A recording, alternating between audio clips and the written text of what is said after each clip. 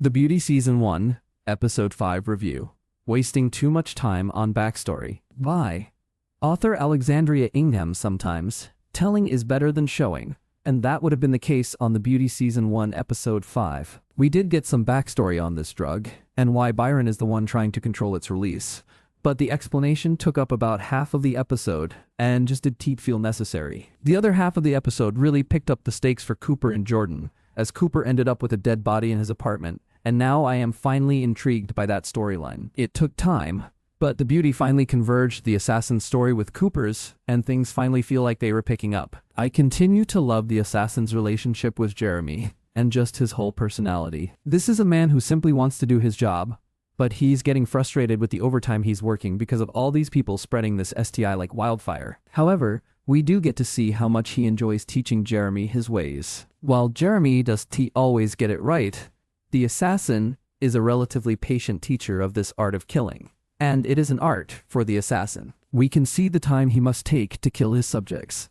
He has to cut the torture short for this Nate guy, who has spread the STI around a sex club like crazy, while he still needs to find the people he's passed it on to. For now, there is a bigger issue at hand. The National Institute of Health has one of the infected guys running around, and Cooper is the name that is given since he was there to witness it all. This is just about removing the infected, but also about removing the witnesses who can talk about it.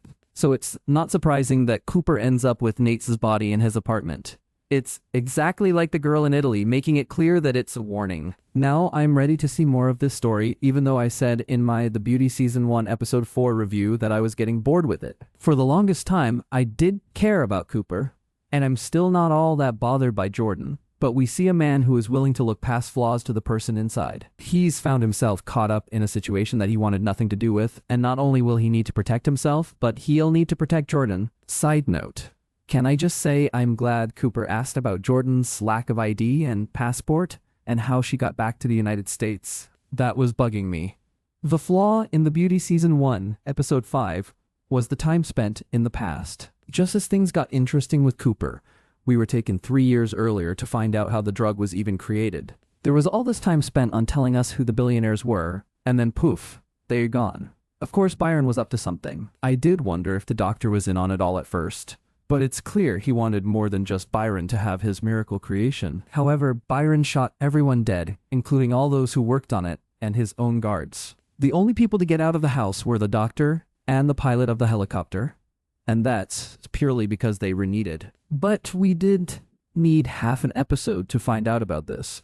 It would have been easy for the doctor to explain things in the present day, or to mention killing everyone else. Sometimes, a story does need to be shown. All I really got of note is why Byron is controlling everything in the present timeline. That was always his plan. I do have one question, though.